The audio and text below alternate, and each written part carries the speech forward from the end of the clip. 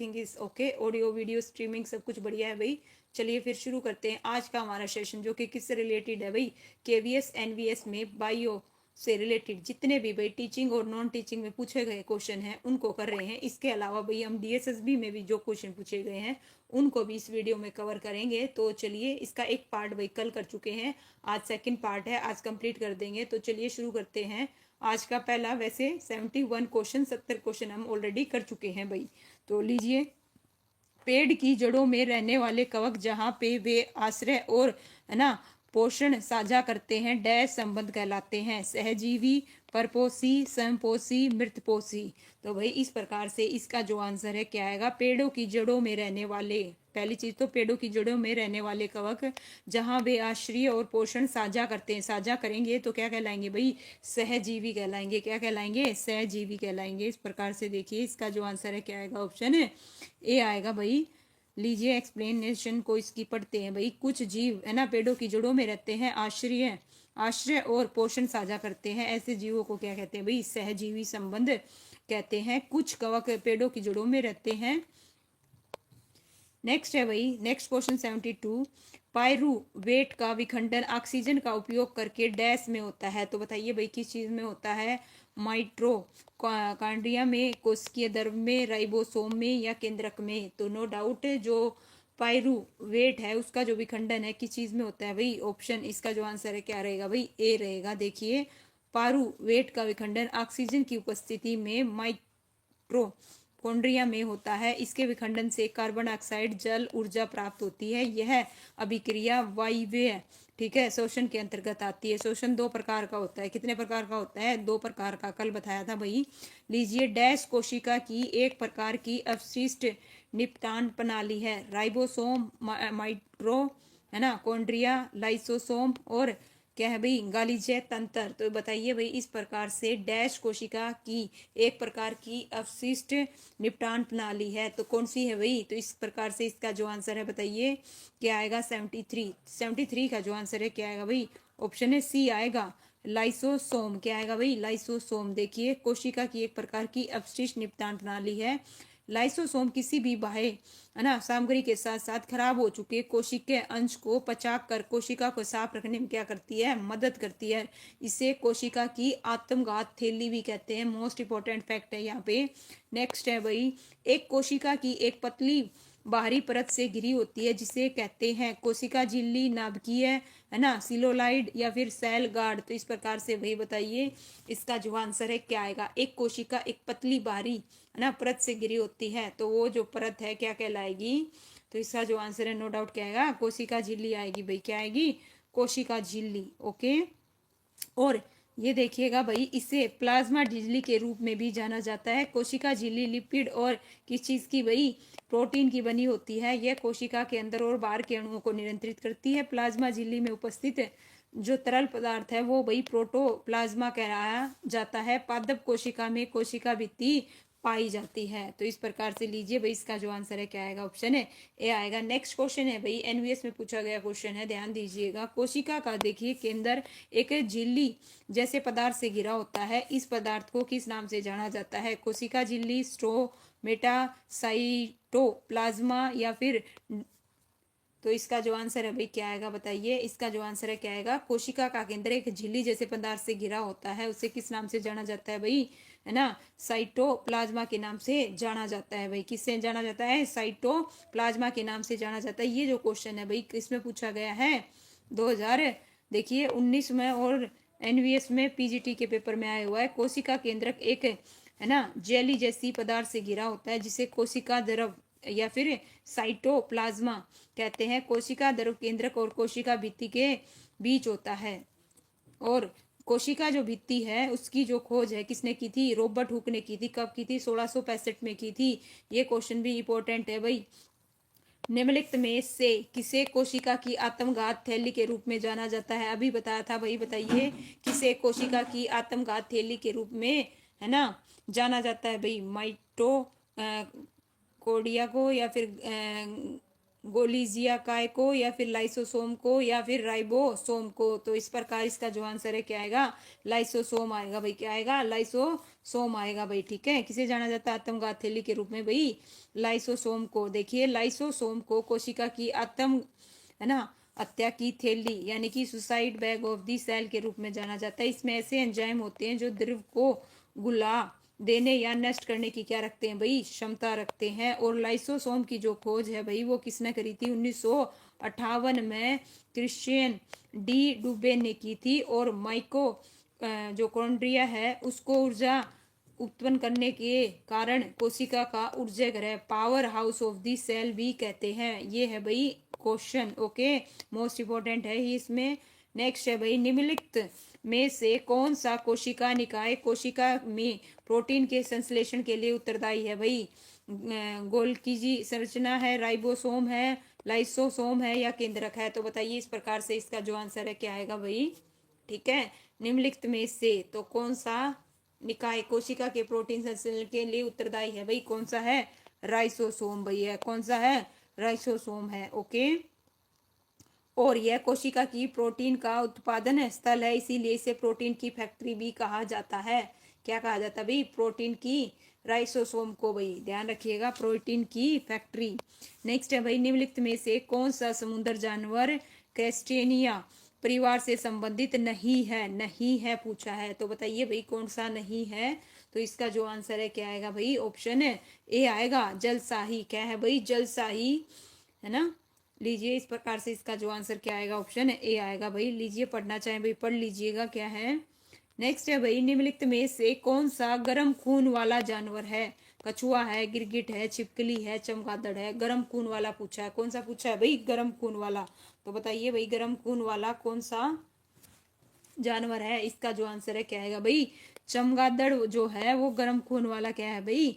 जानवर है। लीजिए, समतापी या गर्म रक्त वाले प्राणी अपने शरीर का तापमान विभिन्न शारीरिक क्रियाओं द्वारा एक जैसा बनाए रखते हैं और बाहर का तापमान बदलने पर भी वे अपने शरीर का तापमान शारीरिक क्रियाओं द्वारा निश्चित सहन सीमा तक बनाए रखने में सक्षम होते हैं। ठीक है, इस प्रकार से लीजिए भाई चमगादड़ जो है वो क्या है? समतापी प्रणाली क्या है? प्राणी है। समुद्री एनीमोस निम्न का उदाहरण है। बताइए भाई किस चीज का उदाहरण है? इसका जो आंसर है क्या आएगा? बताइए किस चीज का? समुद्री एनीमोस किस चीज का भाई? सिले टेट्रा का क्या है भाई? उदाहरण है। इसका जो आंसर है क्या आएगा? ऑप्शन ए आएगा भाई। ओके, चलिए नेक्स्ट क्वेश्चन करते हैं भाई। आज कंप्लीट करेंगे भाई बायोलॉजी को। क्या करेंगे? कंप्लीट करेंगे। तो इस प्रकार से 80 क्वेश्चन पे आगे, टोटल लगभग 160 के लगभग क्वेश्चन है, तो 80 के लगभग क्वेश्चन और हैं। तो बताइए भाई कोशिका क्या है भाई?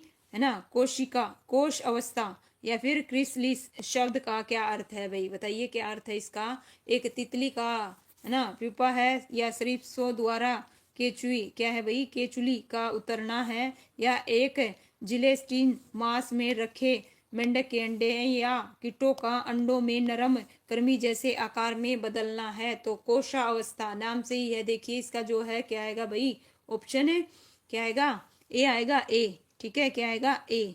क्या आएगा? एक तितली का। ठीक है, देखिए ये पढ़िएगा, तितली के जीवन चक्र में तीसरा चरण, कौन सा चरण भाई? तीसरा चरण, है ना, प्यूपा या फिर क्रिसलिस या कोशावस्था होता है। तितली के जीवन चक्र के दूसरे चरण में जब एक लार्वा, है ना, जिसे कैटरपिलर पूरी तरह से विकसित हो जाता है, तब वह अपने आप को क्रिसलिस में बदल लेता है। यह तितली के जीवन चक्र का भाई कौन सा चरण होता है? तीसरा चरण होता है। ध्यान रखिएगा, सही कथन का चयन करना है हमें। किस चीज का कथन का चयन करना है? सही कथन का चयन करना है। तो देखिए, पक्षी समतापी प्राणी होते हैं और जो स्तनपायी हैं वो है समतापी होते हैं। तो बताइए भाई क्या दोनों सही है? केवल बी में मतलब केवल सेकंड, और ऑप्शन सी है केवल वन, और ऑप्शन डी है ना ही फर्स्ट और ना ही सेकंड। तो भाई इस प्रकार से इसका जो आंसर है देखिए क्या आएगा। ठीक है, इसका आंसर क्या आएगा? ऑप्शन है सी आएगा। सी क्यों आएगा भाई? देखिए पक्षी समतापी बिल्कुल भाई प्रणाली क्या है? प्राणी होते हैं, लेकिन जो समतापी हैं, आइए पढ़ते हैं तब क्लियर होगा। देखिए समतापी वे जीव होते हैं जो आसपास के तापमान के सापेक्ष निरंतर शरीर के तापमान को बनाए रखते हैं। पक्षी और स्तनधारी समतापी होते हैं। मनुष्य भी समतापी प्राणी होते हैं। समतापी वे जीव होते हैं जिनके शरीर का तापमान बाह्य वातावरण के अनुसार बदलता रहता है, जैसे कि सिर्फ सरीसृप है, मीन है। नेक्स्ट है भाई, इनमें से किसे, देखिए इनमें से किसे तालाबों और कुओं में छोड़ने से मच्छरों पर काबू पाने में सहायक होता है। तो बताइए कौन होता है भाई सहायक। केकड़ा होता है, डॉग फिश होता है, या फिर कौन सी मछली भाई, गेम्बूसिया मछली, या फिर घोंगा। तो इस प्रकार से इसका जो आंसर है नो डाउट इनमें से किसे तालाबों और कुओं में छोड़ने से, है ना, मच्छरों पर काबू पाने में सहायक होता है। तो इसका आंसर क्या आएगा भाई, ऑप्शन है सी आएगा। क्या आएगा, ऑप्शन है सी आएगा भाई। लीजिए इस प्रकार से नेक्स्ट क्वेश्चन है भाई, निम्नलिखित में से कौन अंडे देता है और बच्चे सीधे क्या है भाई, सीधे नहीं जनता। तो एकिडीना, कंगारू, शाही, हेल मछली। तो इस प्रकार से इसका जो आंसर है क्या आएगा, क्या आएगा भाई, एगडीना। क्या आएगा भाई, एगडीना, एगडीना आएगा। एगडीना अंडे देने वाली क्या है भाई, स्तनधारी है। यह क्या है भाई, स्तनधारियों के तरह अपने बच्चों को दूध पिलाती है, पक्षियों की तरह अंडे देती है। इसी कारण इसे पक्षी और स्तनधारियों के बीच सहजी कड़ी माना जाता है। इसे स्तनधारियों के गण के अंतर्गत रखा गया है। नेक्स्ट क्वेश्चन है भाई, बिना धुली सब्जियां जैसे कौन सी भाई, बंद गोभी को खाने के परिणाम स्वरूप एक कृमि के संक्रमण के दौरान मस्तिष्क प्रभावित हो सकता है, दौरा पड़ सकता है। तो इस कृमि का नाम बताना है भाई। तो इस कृमि का क्या बताना है भाई, नाम बताना है। कौन सा है, बंद गोभी है ना खाने से।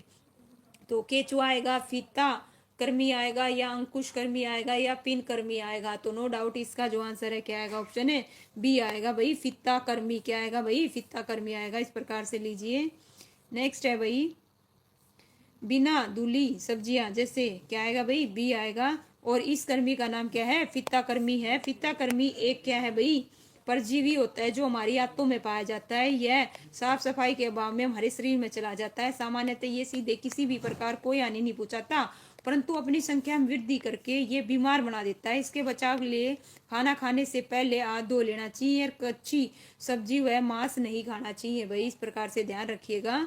नेक्स्ट है भाई, किस विटामिन को, है ना, किस विटामिन को एस्क्रोबिक अम्ल के नाम से जाना जाता है। तो बताइए भाई किसे जाना जाता है, डी को, के को, विटामिन सी को, या विटामिन B12 को। तो इसका जो आंसर है क्या आएगा भाई, किसे जाना जाता है, इसका आंसर क्या आएगा, ऑप्शन है सी आएगा भाई, विटामिन सी। ठीक है, विटामिन ए को भाई रेटिनोल, B1 को थायमिन, सी को क्या है भाई, एस्कॉर्बिक एसिड, और विटामिन डी को कैल्सीफेला, और B12 को भाई साइनोकोबालमीन। किस विटामिन को हार्मोन माना जाता है, बताइए किस विटामिन को हार्मोन माना जाता है, ए को, बी को, सी को, डी को। तो किसको हार्मोन माना जाता है भाई, कौन से विटामिन को माना जाता है, विटामिन डी को क्या माना जाता है भाई, हार्मोन माना जाता है। इसका जो आंसर है भाई क्या आएगा, ऑप्शन है डी आएगा। देखिए विटामिन डी को, है ना, विटामिन के साथ हार्मोन माना जाता है। इसका स्त्राव शरीर की कोशिकाओं द्वारा त्वचा, है ना, त्वचा पर प्रकाश की पराबैंगनी किरणों पर पड़ने से होता है। विटामिन डी में कैल्शियम फास्फोरेट प्रचुर मात्रा में होता है जो हड्डियों को मजबूती प्रदान करता है। और विटामिन बी और सी क्या है भाई, जल में घुलनशील है भाई, देसी। ओके भाई देसी जी, स्वागत है आपका। लीजिए नेक्स्ट क्वेश्चन बताइए, 88 रतौंधी की बीमारी निम्नलिखित में से किस विटामिन की कमी के कारण होती है। तो किस कमी के कारण से होती है भाई, B, E, K, A। तो इस प्रकार से इसका जो आंसर है क्या आएगा भाई, बताइए किस, है ना, रतौंधी की बीमारी किस विटामिन की कमी से होती है भाई, किस कमी से होती है। इसका आंसर क्या आएगा, ए की कमी से। रतौंधी की जो होती है किसकी कमी से होती है भाई, ए की कमी से। देखिए विटामिन की जो खोज है, मोस्ट इंपोर्टेंट फैक्ट है भाई, एग्जाम में पूछा जाता है। विटामिन की खोज सन 1912 ईस्वी में फंग के द्वारा की गई थी। विटामिन ए का रासायनिक जो नाम है रेनिटोल है, क्या है भाई, रेटिनोल है, जिसकी कमी से मनुष्य में रतौंधी नामक क्या हो जाता है भाई, रोग हो जाता है। और यहाँ पे देखिए B1 को क्या बोलते हैं भाई, थाइमिन। और इससे कौन सा रोग होता है, बेरी। B6 है भाई, पायराडॉक्सिन, इससे कौन सा रोग होता है, एनीमिया। सी को एस्कॉर्बिक एसिड, सकरवी रोग होता है। डी को फेरोल रिक्टेस रोग हो जाता है। विटामिन ई टेकोफेरोल, जनन शक्ति में कमी आती है। विटामिन के फिनो की नोल, रक्त का धक्का न जमना। ठीक है, विटामिन के से क्या है भाई, रक्त का धक्का न बनना। ध्यान रखिएगा, ये क्वेश्चन पूछे जाते हैं भाई। गाजर और आम, ठीक है, इनका भी पुल स्रोत है भाई। बताइए गाजर और आम पूछे, विटामिन ए का, बी का, सी का या विटामिन डी का? तो इस प्रकार से इसका जो आंसर है भाई बताइए क्या आएगा। ओके ठीक है। गाजर और किसका पूछा भाई? आम का। तो ये विटामिन ए का है। क्या है भाई? विटामिन ए का है। इस प्रकार से इसका जो आंसर है क्या आएगा? विटामिन ए आएगा भाई। देखिए विटामिन ए का रासायनिक नाम क्या है? रेटिनोल। और इसकी कमी से रतौंधी, त्वचा का सूक्ष्म आदि रोग हो जाते हैं।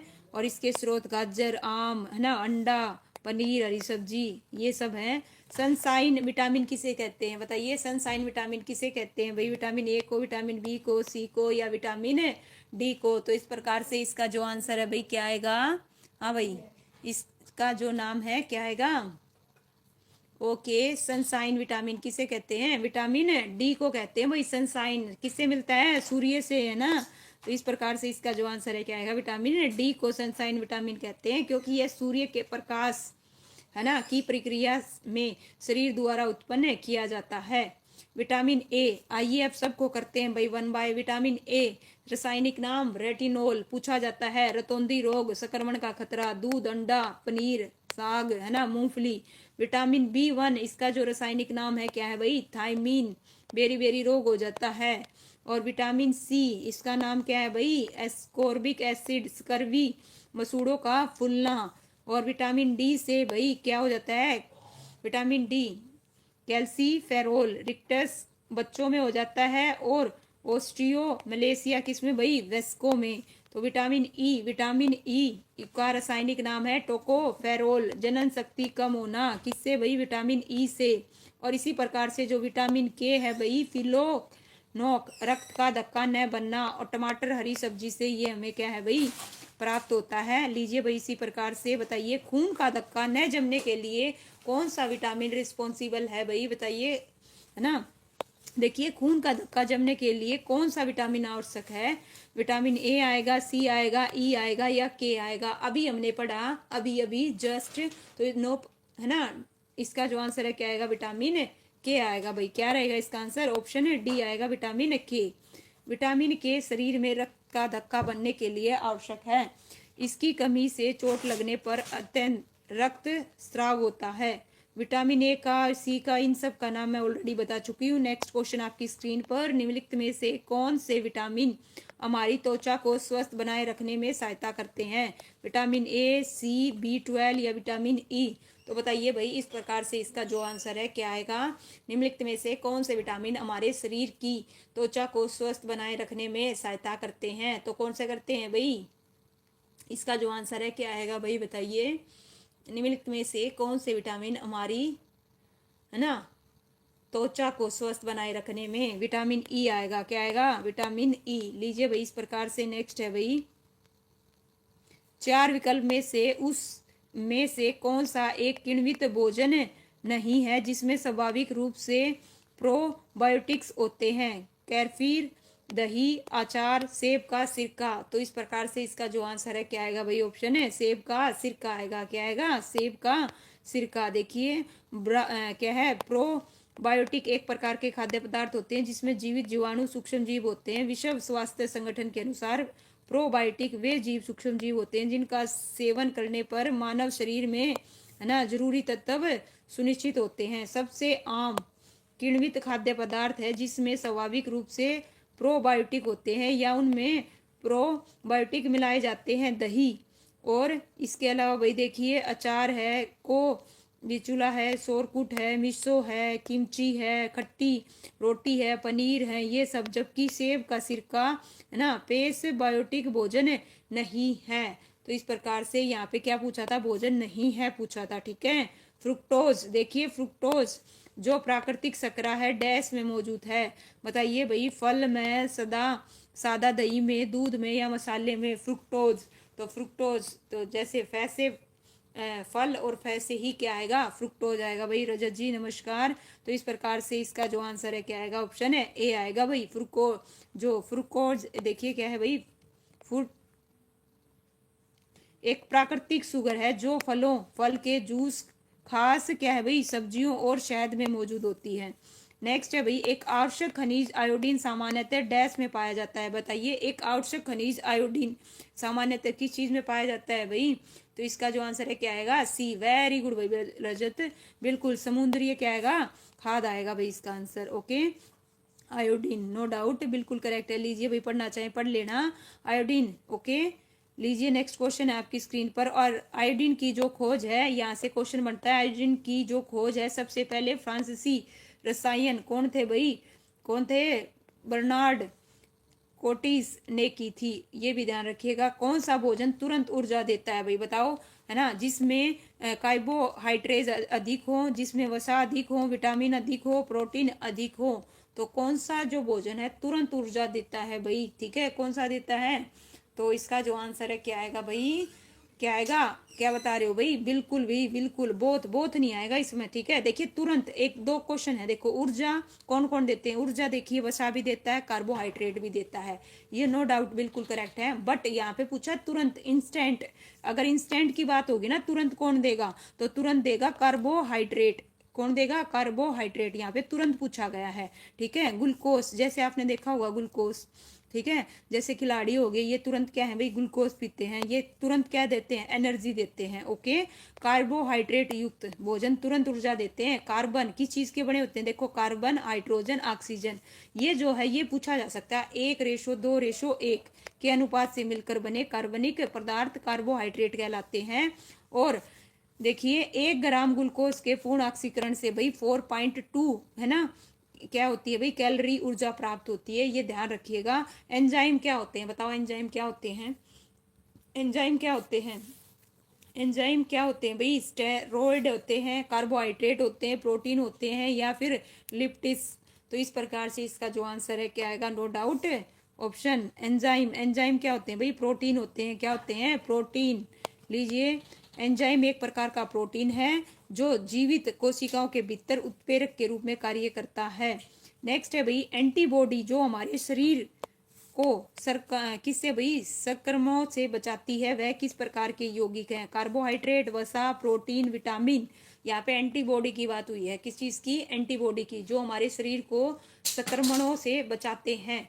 तो इसका जो आंसर है क्या आएगा भाई? क्या बता रहे हो? विटामिन। विटामिन नहीं बचाते भाई, कौन बचाते हैं भाई? है ना, और एंटीबॉडी। तो इसका आंसर प्रोटीन आएगा, प्रोटीन, प्रोटीन, ना कि विटामिन। ओके, देखिए एंटीबॉडीज हमारे शरीर को बिल्कुल भाई, है ना, संक्रमणों से बचाते हैं, इसका निर्माण प्रोटीन से हुआ है। ओके, ध्यान रखिएगा। और सबसे सरल जो एंटीबॉडी है वो वाई किसका होता है? वाई आकार का होता है, और यह प्लाज्मा कोशिका द्वारा उत्पन्न किया जाता है। नेक्स्ट है भाई, भोजन रेशे हमारे दैनिक भोजन में अत्यधिक वांछित हैं, क्योंकि, बताइए क्योंकि अतिरिक्त प्रोटीन उपलब्ध कराने के लिए।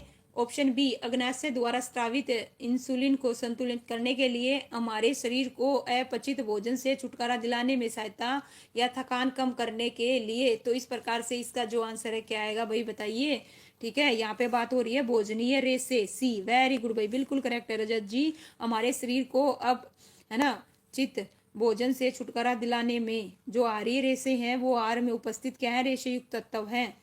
बिल्कुल भाई, ये हमारे शरीर को अपचित भोजन से छुटकारा दिलाने में सहायक और मूल रूप से पाचन क्रिया सुचारू रूप से करते हैं। और कौन कौन से हैं? मक्का, केला, सेब, मूली, प्याज आदि। इस प्रकार से लीजिए नेक्स्ट क्वेश्चन आपकी स्क्रीन पर, बताइए, है ना भाई, निम्नलिखित में से किसका प्रयोग कर्कट रोग के उपचार में किया जाता है भाई? बताइए किसका उपयोग किया जाता है भाई?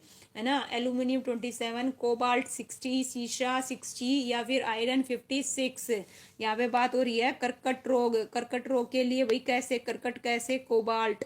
तो इसका जो आंसर है क्या आएगा? ऑप्शन है बी आएगा भाई, कोबाल्ट 60। क्या आएगा? कोबाल्ट 60 सबसे अधिक इस्तेमाल होने वाला रेडियो एक्टिव आइसोटोप्स है। कोबाल्ट 60 कई कामों में प्रयोग में आता है, जिसमें, है ना, कैंसर या कर्कट का उपचार से लेके इंडस्ट्रियल रेडियोग्राफी तक इसका क्या किया जाता है भाई? यूज किया जाता है। नेक्स्ट क्वेश्चन है भाई, बताइए, निम्नलिखित में से कौन सा रोग मच्छर के काटने से नहीं होता? क्या है भाई? नहीं होता। पॉइंट भी नोटेड, ध्यान दीजिएगा, यहाँ पे बात हो रही है नहीं होता। ठीक है, नहीं पे ध्यान नहीं देते मोस्टली, सीधा डायरेक्ट क्या है भाई, क्या बता रहे हो, ए। वेरी गुड भाई, बिल्कुल करेक्ट है। ठीक है, डेंगू है, हाथी पाँव है, मलेरिया है, नो डाउट। तो इस प्रकार से इसका जो आंसर है क्या आएगा, ऑप्शन है ए आएगा, डेंगू, है ना। लीजिए, पढ़ना चाहे भाई पढ़ लीजिएगा। नेक्स्ट है भाई, नीम का पौधा किस रोग के लिए भाई बहुत उपयोगी है। नीम का पौधा पूछा जा रहा है कुष्ठ रोग के लिए, दौरा, उल्टी, उपशामक और गले में खराश। तो किस चीज के लिए भाई नीम का पौधा पूछा जा रहा है। तो इस प्रकार से इसका जो आंसर है क्या आएगा भाई, ये कुष्ठ रोग के लिए। बिल्कुल करेक्ट है भाई रजत जी, नो डाउट इसका आंसर क्या आएगा, कुष्ठ रोग के लिए। ठीक है, इस प्रकार से भाई नीम के पत्ते में ना क्या है, जीवाणुरोधी या विषाणुरोधी, परजीवी रोधी, कैंसर रोधी आदि बहुत सारे भाई गुण होते हैं, और इसका प्रयोग भाई फार्मास्यूटिक उद्योग में किया जाता है। नेक्स्ट है क्वेश्चन, निम्नलिखित में से कौन सा रोग विटामिन डी की अत्यधिक कमी के कारण होता है। तो बताओ भाई। ओके, स्किन के लिए, बिल्कुल भाई बिल्कुल, क्यों नहीं, स्किन के लिए भी, है ना। तो अत्यधिक कमी के कारण होता है, कौन सा होता है भाई, क्या बता रहे हो, विटामिन डी की कमी से कौन सा भाई, सूखा रोग बता रहे हो, क्या बता रहे हो, सूखा रोग। चलिए, वेरी गुड भाई, बिल्कुल इसका जो आंसर है क्या आएगा, नो डाउट सूखा रोग। और सूखा रोग को ही क्या बोलते हैं, क्या बोलते हैं सूखा रोग को, रिकेटस, क्या बोलते हैं भाई, रिकेटस। लीजिए, विटामिन ए से रतौंधी, विटामिन सी से सकरवी, और विटामिन डी से सूखा रोग या रिकेटस, और विटामिन B6 से रक्त अल्पता। सिनकोना की छाल से प्राप्त औषधि का प्रयोग किस रोग के उपचार में किया जाता है, हैजा, है ना। तो बताइए किस रोग में किया जाता है। देखिए, सिनकोना की छाल का, या मलेरिया में। तो इसका जो आंसर है क्या आएगा, सिनकोनिया। ठीक है, किस में किया जाएगा भाई, मलेरिया में। किस में, मलेरिया में। ओके, लीजिए, इस प्रकार से जस्ट 1 मिनट। सिनकोनिया एक सदाबहार पौधा है जो सह पुष्प एवं बीज पत्री पादप होता है। यह रुबेयेसी कुल की वनस्पति है। इसकी छाल से कुनेन नामक औषधि प्राप्त होती है, जो मलेरिया ज्वर की क्या है भाई, दवाई है। रॉबर्ट कोच का कार्य किस क्षेत्र में था, बताओ किस में था, तपेदी में, इज्जा में, मलेरिया में, मधुमेह में। तो इसका जो आंसर है क्या आएगा भाई, रॉबर्ट कोच।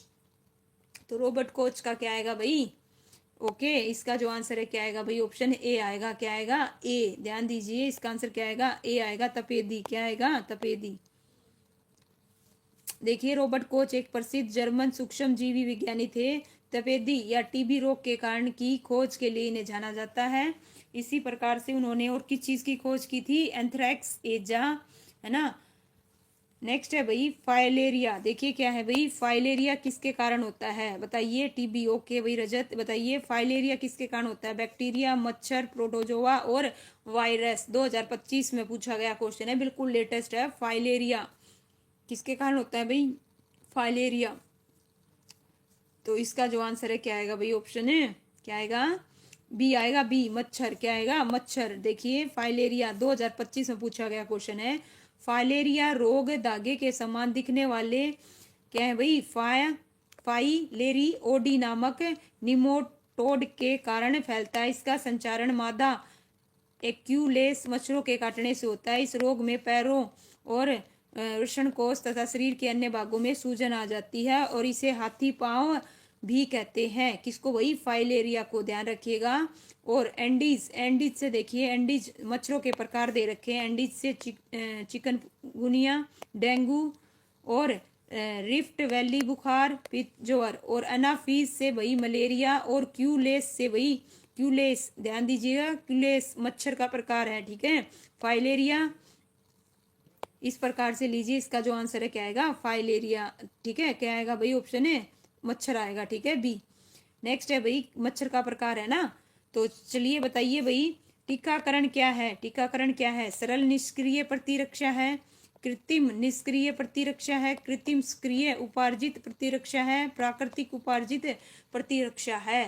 तो इस प्रकार से इसका जो आंसर है भाई बताइए क्या आएगा, होगा जी, जल्दी। ओके, आता होगा वो, हम जल्दी से आंसर कर देंगे। ठीक है, ठीक है, चलिए, वेरी गुड। तो इस प्रकार से इसका जो आंसर है क्या आएगा, कृत्रिम सक्रिय उपार्जित प्रतिरक्षा। ओके, इसका आंसर क्या रहेगा भाई, ऑप्शन है सी आएगा। ओके, नेक्स्ट है भाई, निम्नलिखित में से कौन से गलत है भाई, बताइए कौन सा गलत है, कौन सा गलत है। विटामिन सी सकरवी, विटामिन के रक्तस्राव, विटामिन ए रतौंधी, और विटामिन ई रिकेटस। तो कौन सा गलत है भाई, कौन सा गलत है? बिल्कुल इजी है ये तो। इसका जो आंसर है क्या आएगा? वेरी गुड भाई, क्या आएगा? डी आएगा। क्या आएगा? डी। क्योंकि विटामिन ई से रिकेटस नहीं होता। रिकेटस किससे होता है? विटामिन डी से होता है। किससे होता है भाई? विटामिन डी से। लीजिए इस प्रकार से देखिए, विटामिन ए से रतौंधी, बी से बेरी, सी से स्कर्वी, डी से रिकेटस, ई से बांझपन और के से रक्त का न जमना, है ना। रिकेटस बीमारी किसके भाव से होती है भाई? बहुत पूछे जाते हैं क्वेश्चन भाई, इस टॉपिक को तो बिल्कुल घोट के पी जाओ। Vitamin D, vitamin C, vitamin B, vitamin A, तो भाई रिकेटस किसके कारण होता है? Vitamin D. वेरी गुड भाई, बिल्कुल करेक्ट है रजत जी, है ना। देखिए इस प्रकार से, और ये ध्यान रखना, विटामिन ए से रतौंधी के अलावा ये भी आ सकता है जीरोथेलिमिया। ओके, ये ध्यान रखिएगा, इससे होता है। और विटामिन बी से को रासायनिक नाम थायमीन, बेरी रोग, सी असोर्बिक एसिड, स्कर्वी रोग। लीजिए भाई नेक्स्ट क्वेश्चन, उस वैज्ञानिक का नाम बताइए जिन्होंने चेचक के विरुद्ध मनुष्य के प्रतिरक्षण की विधि का आविष्कार किया था। अल्फ्रेड जेनर है, फेड जेनर है, या एल्वर्ड जेनर है? बी। वेरी गुड भाई, बिल्कुल करेक्ट है। इसका आंसर क्या आएगा? ऑप्शन है बी आएगा भाई। क्या आएगा? ऑप्शन है बी आएगा। और इन्होंने देखिए क्या है भाई, इम्यूनोलॉजी के पिता कहे जाने वाले प्रसिद्ध वैज्ञानिक एल्वर्ड जेनर ने 14 मई 1798 में चेचक के विरुद्ध मनुष्यों के प्रतिरक्षण यानी कि प्रतिरक्षण टीके का क्या किया था भाई? आविष्कार किया था। नेक्स्ट क्वेश्चन है भाई, पेनिसिलियम नोटेटम की खोज किसने करी थी भाई? बताइए किसने करी थी? पेनिसिलियम की पूछी है। किसकी पूछी है भाई? पेनिसिलियम। तो पेनिसिलियम की भाई किसने करी थी? क्या बता रहे हो भाई? बिल्कुल ओके रजत जी। तो इसका जो आंसर है क्या आएगा? ऑप्शन है डी आएगा। इनमें से किसी ने नहीं की, किसी ने नहीं की, तो किसने करी? आइए पढ़ते हैं, देखिए पेनिसिलियन, ठीक है, पेनिसिलियम की खोज किसने करी थी भाई? अलेक्जेंडर फ्लेमिंग ने की थी। और यह कवक श्रेणी की मत्रजीव वनस्पति है। इसकी सहायता से 1928 में अलेक्जेंडर फ्लेमिंग ने पेनिसिलियन नामक एंटीबायोटिक का क्या किया था भाई? एंटीबायोटिक का आविष्कार किया था। जीवाणु संक्रमण से होने वाले रोगों से लड़ने में क्या करती है? सहायता। और 1945 में इन्हें चिकित्सा में नोबेल पुरस्कार से सम्मानित किया गया था। बिल्कुल करेक्ट बता रहे हो रजत जी। परिवार नियोजन की शल्य चिकित्सा में से एक है भाई, क्या है? लेक्सोटोमी, मेस्कोटोमी, नेक्सकोटोमी, वैक्सेटोमी। तो इसका जो आंसर है भाई बताइए क्या आएगा? डी। वेरी गुड भाई सुनील जी, स्वागत है आपका लाइव स्ट्रीम में। तो इसका जो आंसर है क्या आएगा? डी आएगा, नो डाउट। लीजिए भाई इसका आंसर देखिए, पुरुष नस्लबंदी या पुरुषों के लिए परिवार नियोजन की शल्य प्रक्रिया द्वारा नसबंदी की प्रक्रिया है। ओके, चलिए भाई इस प्रकार से नेक्स्ट है भाई, ये है, इनमें से कौन सी बीमारी विषाणु जनित नहीं है? तो बताइए भाई कौन सी बीमारी विषाणु जनित नहीं है? पोलियो, खसरा, रेबीज, कोड। तो कौन सी बीमारी विषाणु जनित नहीं है? तो कौन सी नहीं है भाई? क्या बता रहे हो? वेरी गुड भाई, चलिए दीजिए इसका जवाब। इसका जवाब क्या आएगा? कोड आएगा भाई। क्या है? कोड। बिल्कुल भाई, बिल्कुल करेक्ट है। पोलियो, खसरा, रेबीज विषाणु जनित रोग है, जबकि कोड जीवाणु जनित रोग है। ये भी ध्यान रखिएगा। कैसा है भाई? जीवाणु जनित रोग है। ओके, निम्नलिखित में से बताइए कौन सी बीमारी, है ना, जन्मजात नहीं है? पोलियो, इमोफिलिया, वर्णांतता, मंगोलिज्म। तो इसका जो आंसर है क्या आएगा भाई? निम्नलिखित में से कौन सी बीमारी जन्मजात नहीं है? तो कौन सी नहीं है भाई जन्मजात? इसका आंसर क्या आएगा भाई बताइए? बहुत इजी है, पोलियो। क्या है भाई? पोलियो जन्मजात नहीं है। ओके, ये क्या है? एक विषाणु जनित संक्रामक रोग है, जबकि इमोफिलिया, ठीक है, जितने भी और दे रखे हैं ये सब क्या है? जन्मजात रोग हैं। इनमें से देखिए, निम्न स्तर का HDL-AM, उच्च स्तर का LDL किस बीमारी के खतरे को बढ़ा देता है? कैंसर, रक्तचाप, मधुमेह, और क्या है भाई? कोरोनरी धमनी का रोग। तो यहाँ पे बात हो रही है दो तरह के HDL की, ठीक है। किसकी बात हो रही है? एक तो निम्न स्तर का HDL और दूसरा उच्च स्तर का भाई LDL। तो इसका जो आंसर है क्या आएगा भाई? ऑप्शन है डी आएगा। डी बिल्कुल करेक्ट है भाई रजत जी। इसका आंसर क्या रहेगा भाई? ऑप्शन है डी आएगा। और कोलेस्ट्रॉल एक प्रकार का क्या है? लीवर द्वारा उत्पन्न होता है। यह मोम जैसा चिकना पदार्थ होता है जो ब्लड प्लाज्मा द्वारा शरीर के विभिन्न हिस्सों में पहुंचता है। और कोलेस्ट्रॉल कितने प्रकार का भाई? दो प्रकार का होता है, जो अभी हमने पढ़ा। HDL यानी हाई डेंसिटी लाइपोप्रोटीन और LDL यानी कि लो डेंसिटी लाइपोप्रोटीन। ठीक है, लीजिए भाई, इस प्रकार से पढ़ना चाहे पढ़ लीजिएगा। नेक्स्ट है भाई रोग और फैलने के तरीके। देखिए, रोग और फैलने के तरीके का कौन सा जोड़ा सही सुमलित है। यहाँ पे क्या पूछा गया है भाई, सॉरी, सही सुमलित है। तो बताइए भाई रूबी राणा जी, हर हर महादेव, स्वागत है आपका। रोग और फैलने के कारण से कौन सा जोड़ा सही सुमलित है। तो कौन सा जोड़ा सही है भाई, टाइफाइड किससे है भाई, दूषित भोजन से। ठीक है, ये क्या है भाई, बिल्कुल सही है। लीजिए भाई, है ना, देखिए क्या है भाई, अलग अलग रोगों के बारे में यहाँ पे बताया गया है। किस चीज के बारे में, देखो सबसे पहले टीबी के बारे में बताया, इसका आंसर तो बी है। ठीक है, टीबी टीबी को क्या बोलते हैं भाई, ट्यूबरक्लोसिस। यह वायु जनित रोग है जो माइक्रोबैक्टीरियम ट्यूबरक्लोसिस नामक जीवाणु के कारण उत्पन्न होता है। और डेंगू बुखार भाई ये संक्रामक रोग है जो डेंगू वायरस के कारण फैलता है। इस रोग का वाहन एंडीज मच्छर है। ओके, पीलिया विषाणु जनित है जिसमें रक्त में पित्त वर्णक अधिक मात्रा में चला जाता है। तो इस प्रकार से भाई, चलिए नेक्स्ट क्वेश्चन करते हैं। जस्ट 1 मिनट, लीजिए भाई आपकी स्क्रीन पर टाइफाइड। देखिए भाई क्या आ गया, टाइफाइड। ठीक है, जो कि इसका आंसर था, देखिए टाइफाइड यह साइलोमोनेला टाइफोस नामक जीवाणु से होता है। यह दूषित जल और दूषित भोजन से फैलता है। इस रोग में प्लैया और आंत योनि ग्रंथियां बढ़ जाती हैं। रोगी को तेज बुखार और सिर दर्द बना रहता है। इस प्रकार से इसका जो आंसर है क्या आएगा भाई, बिल्कुल ऑप्शन क्या आएगा, बी आएगा। नेक्स्ट है भाई, बताइए जापानी, कौन सा भाई, जापानी इंसेफेलाइटिस मच्छर जन्य एक गंभीर रोग जो पूर्वी उत्तर प्रदेश में स्थानीय है। कौन सा एन्सेफेलाइटिस का स्रोत है, गाय है, कुत्ता है, सुअर है, बकरी है। तो इस प्रकार से इसका जो आंसर है भाई क्या आएगा, बताइए। तो इसका जो स्रोत है कौन है, क्या बता रहे हो भाई, सुअर। बिल्कुल भाई, इसका जो आंसर है क्या आएगा, सुअर आएगा। सुअर बिल्कुल करेक्ट है भाई, सुअर। लीजिए भाई, वेरी गुड रजत जी, है ना, इसका आंसर क्या आएगा, सुअर आएगा। पीलिया इस अवयव के रोग का लक्षण है भाई, पीलिया बताइए। पीलिया इस अवयव के रोग का लक्षण है गुदा, यकृत, अग्नाशय, अवटु ग्रंथि।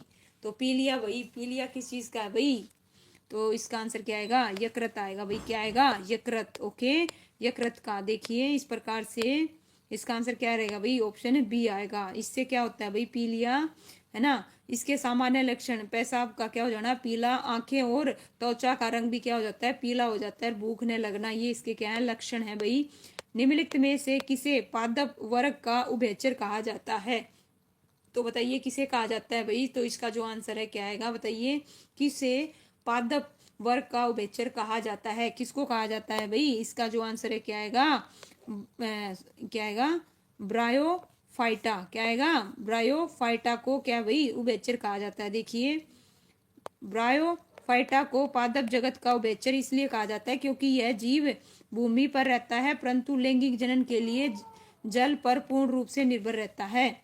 और ये जो ब्रायोफाइटाइम में जाइलम और फ्लो उत्तक की क्या है भाई, कमी रहती है। नेक्स्ट है भाई 20 क्वेश्चन, किस पौधे की औषधि की रानी कहा जाता है। बताइए किस पौधे को औषधि की रानी कहा जाता है, ये तो आपको आता मिलेगा भाई, बताइए, है ना। घृत कुमारी को, नीम को, पवित्र तुलसी को, पुदीना, है ना। तो इसका जो आंसर है क्या आएगा भाई, बताइए किस पौधे को औषधि की रानी कहा जाता है। तो किसे कहा जाता है, सी। वेरी गुड भाई, बिल्कुल करेक्ट है रूबी राणा जी, नो डाउट। इसका आंसर क्या आएगा, है ना, पवित्र तुलसी। क्या आएगा भाई, पवित्र तुलसी। ओके, और क्या है भाई, देखिए औषधि की रानी और प्राकृतिक औषधि का जनक के रूप में वर्णित किया गया है, ये भी ध्यान रखिएगा, ये भी पूछा जा सकता है। और तुलसी में असंख्य क्या है भाई, औषधि गुण है, असंख्य हैं। जीवाणु रोगी, कवक रोगी, जवरनाशक, एंटीसेप्टिक, कैंसर विरोध के लिए भाई जानी जाती है। नेक्स्ट है भाई, यहाँ पे कथन दे रखा है, कौन सा कथन सही है हमें वो बताना है। ठीक है, तो इस प्रकार से लीजिए भाई, 2 कथन दे रखे हैं, ध्यान से देखिएगा। सबसे पहला कथन है, क्या है देखना, है ना। एंजियोस्पर्म में बीजों का विकास अंडाशय के अंदर होता है जिसमें बदलाव होकर फल का निर्माण होता है। बिल्कुल करेक्ट है भाई, है ना। नेक्स्ट है भाई सेकंड जो है, देखते हैं, जस्ट 1 मिनट। हाँ भाई, बताइए सेकंड जो कथन है, देखिए ब्रायोफाइट को पादप वर्ग का उभयचर कहा जाता है। अभी पढ़ा था, बिल्कुल करेक्ट है। तो इस प्रकार से इसका जो आंसर है क्या आएगा, ऑप्शन है बी आएगा। दोनों ही क्या है भाई, करेक्ट है। तो इस प्रकार से इसका जो आंसर है क्या आएगा भाई, दोनों ही क्या है, सही है। लीजिए, पढ़ना चाहें भाई पढ़ लीजिएगा। बताइए, निम्नलिखित में से किसे गोल्डन फाइबर के रूप में जाना जाता है। इससे जी क्वेश्चन नहीं हो सकता भाई साइंस में। बताइए, निम्नलिखित में से किसे गोल्डन फाइबर के रूप में जाना जाता है। मक्का को, बाजरा को, कॉटन को, जूट को। नो डाउट, बिल्कुल करेक्ट रजत जी। इसका जो आंसर है क्या आएगा, बिल्कुल रूबी राणा जी, जूट आएगा। क्या आएगा, जूट, बिल्कुल करेक्ट है भाई। जूट एक प्राकृतिक फाइबर है जिसे चमकीले सुनहरे रेशे कारण गोल्डन फाइबर कहा जाता है ना। और इसका जूट का सबसे अधिक उत्पादन किस में भाई, पश्चिम बंगाल में होता है। ये भी ध्यान रखिएगा। चलिए, 2025 में पूछा गया क्वेश्चन है, बीजों में बीजर पत्तों की संख्या के आधार पर एंजियोस्पर्म वर्ग को डैश भागों में बांटा गया है, 3, 2, 4, 5। तो इस प्रकार से इसका जो आंसर है क्या आएगा भाई, क्या आएगा, ऑप्शन है, क्या बता रहे हो भाई, ठीक है। इसका जो आंसर है क्या आएगा, ऑप्शन है 2 आएगा भाई। 2 2 2 बिल्कुल करेक्ट है भाई। इसका आंसर क्या आएगा, 2 आएगा। ठीक है, कितना आएगा, 2 आएगा। देखिए, एक बीज वाले पौधे को एक बीज पत्री, 2 बीज वाले को दीप बीज पत्री। तो इस प्रकार से नेक्स्ट है भाई, बताइए कौन सा, देखिए निम्नलिखित में से कौन पादप जगत का उप समूह नहीं है। पादप जगत का उप समूह नहीं है। टेरिडोफाइटा, हेमिकोडेट्रा और एंजियोस्पर्म और थैलोफाइटा। तो बताइए इसका जो आंसर है क्या आएगा भाई, इसका जो आंसर है क्या आएगा, ऑप्शन है बी आएगा। क्या आएगा, बी। ठीक है, हेमिकोडेटा। देखिए ये क्या है भाई, पढ़ना चाहे भाई पढ़ लीजिएगा इस प्रकार से। ठीक है, नेक्स्ट है भाई, और ये जो है बाकी किस में आते हैं भाई, पादप जगत के अंतर्गत आते हैं। नेक्स्ट है भाई 125 का, डैश फलीदार फसल का एक उदाहरण है। ज्वार है, मक्का है, दालें हैं, चावल है। तो बताइए क्या आएगा भाई इसका आंसर, डैश फलीदार फल का उदाहरण है। ज्वार है, मक्का है, दालें हैं, चावल है। तो क्या है भाई, फलीदार, दालें, क्या है, दालें, बिल्कुल सबका करेक्ट है भाई, रूबी जी और क्या है भाई, रजत जी। चलिए देखिए भाई, नेक्स्ट क्वेश्चन है भाई, फलीदार पौधों के उदाहरण देखिए, मूंगफली, दाल, सोयाबीन। और फलीदार पौधों का उपयोग भाई फसल चक्र के लिए भी क्या किया जाता है भाई, फसल चक्रण के लिए भी किया जाता है। कौन सा कथन देखिए यहाँ पे सही है, क्या है भाई, सही है। तो बताइए इसका जो आंसर है क्या आएगा। देखिए, अनावर्ती बीज फलों के अंदर बीज धारण करते हैं। देखिए नाम है अनावर्ती, और फलों के अंदर बीज धारण करते हैं। ठीक है, और आवर्ती बीज नगन बीज धारण करते हैं, धारण करें ना भाई ना, दोनों ही क्या है, बिल्कुल करेक्ट है। वैसे रजत आपका नो डाउट है ना, ना तो ए और ना ही बी। तो इस प्रकार से दोनों ही कथन क्या है भाई, असत्य हैं। दोनों ही कथन क्या है, सत्य हैं। देखिए अनावर्ती, आइए पढ़ते हैं, जिन्हें जिम्नोस्पर्म ऐसे पौधों को कहते हैं जिनके बीज में आवरण या कवच नहीं पाया जाता। ओके, ये मरु बीज होते हैं, इनमें वायु परागण होता है और एक लिंगी होते हैं। आवर्ती वे पुष्पी पौधे हैं जिनमें बीज फलों के अंदर रहते हैं। इस वर्ग के पौधों को शाख, झाड़ी, वृक्ष में विभाजित किया जा सकता है। दोहरे निषेचन की क्रिया होती है और प्रजनन अंग पुष्प होते हैं। स्थलीय, जलीय दोनों प्रकार के पौधे होते हैं। लीजिए भाई नेक्स्ट क्वेश्चन आपकी स्क्रीन पर, बताइए रेगिस्तानी पौधे में प्रकाश संश्लेषण डैश में होता है। यहाँ पे बात हो रही है रेगिस्तान की, किसकी भाई, रेगिस्तान की। शाखाओं में, जड़ में, पत्ते में, तने में। सी, पत्ते में नहीं आएगा भाई, पत्ते नहीं आएगा। रेगिस्तानी की बात हो रही है, रेगिस्तानी पौधों में। ठीक है, रेगिस्तानी पौधों में किसके माध्यम से होता है भाई, ये मत देखो आप, नो डाउट प्रकाश संश्लेषण की प्रक्रिया पत्ते, लेकिन पत्तों के अलावा किस में आएगी भाई, देखिए रेगिस्तान में बात हो रही है। रेगिस्तानी पौधे कौन से भाई, रेगिस्तानी पौधे में। ठीक है, रेगिस्तानी पौधे का जो आंसर है क्या आएगा, ऑप्शन है तना आएगा भाई, तना। क्या आएगा, तना, ध्यान दीजिए, है ना। शाखा फिर नहीं, शाखा नहीं आएगा। देखिए रेगिस्तानी पौधों में प्रकाश संश्लेषण की क्रिया तनों के माध्यम से होती है। रेगिस्तानी क्षेत्रों के पौधे अपनी पत्तियों को तने में परिवर्तित कर देते हैं, जिससे वाष्पोत्सर्जन कम होता है। यहाँ के पौधे मासल होते हैं। लीजिए भाई, इस प्रकार से एक पौधे को निम्नलिखित में से किस भाग में प्रकाश संश्लेषण की प्रक्रिया नहीं होती, नहीं होती पूछी गई है। क्या है भाई, नहीं होती, शाखाओं, पत्ते, तना। तो इस प्रकार से इसका जो आंसर है देखिए, बताइए क्या आएगा, बी। वेरी गुड भाई सुनील जी, बिल्कुल करेक्ट है भाई, बिल्कुल दोनों का, रजत जी जड़ आएगा, बिल्कुल, है ना। क्या आएगा भाई, जड़ आएगा। देखिए प्रकाश संश्लेषण की बढ़िया क्या है भाई, जड़ में नहीं होती। किस में नहीं होती प्रक्रिया, जड़ में नहीं होती। ओके, पत्तियों में होती है सबसे कम। देखिए तने में होता है, देखिए ध्यान से देखिएगा, मुख्य रूप से पत्तियों में, सबसे कम तने में। और प्रकाश संश्लेषण हरे पौधों की ऊर्जा का प्रयोग कर कार्बन ऑक्साइड और पानी को कार्बोहाइड्रेट में बदलने के लिए करते हैं भाई। तो लीजिए पढ़ लीजिएगा। चलिए इस प्रकार से नेक्स्ट क्वेश्चन है आपकी स्क्रीन पर, जस्ट 1 मिनट। 129 पे आ गए भाई, कितने, 129 पे। टोटल 100 लगभग 160 के करीब क्वेश्चन है। तो बताइए रबी की फसल नहीं है, रबी की फसल बताइए कौन सी नहीं है। सरसों, मटर, काला चना और गेहूं। तो रबी की फसल कौन सी नहीं है भाई, क्या बता रहे हो भाई, चना बता रहे हो भाई, क्या बता रहे हो, चना। बिल्कुल करेक्ट है भाई, नो डाउट, काला चना। बिल्कुल भाई, रूबी राणा जी, रजत, बिल्कुल करेक्ट है। सुनील जी, इसका जो आंसर है क्या आएगा, चना आएगा। काला चना उड़द है ना, जो काला चना उड़द को जायद या खरीफ की फसल में बोया जाता है भाई। लीजिए नेक्स्ट, स्थूल कोणोत्तक में क्या होता है। तो बताइए भाई, स्थूल कोण उत्तक, यहाँ पे उत्तक की बात हो रही है, ध्यान दीजिएगा। जो स्थूल कोण उत्तक में क्या होता है, ठीक है, यहाँ पे किसकी बात हो रही है, स्थूल कोण उत्तक की बात हो रही है। तो इसका जो आंसर भी बताइए क्या आएगा। स्थूल काष्ठीय कोशिका भित्ति के साथ लंबी और स्क्रीन कोशिका होती है, जिनके अंदर कुछ कई व्रत होते हैं, वे प्राय मृत होते हैं और आदि द्रव्य के बगैर होते हैं ना भाई।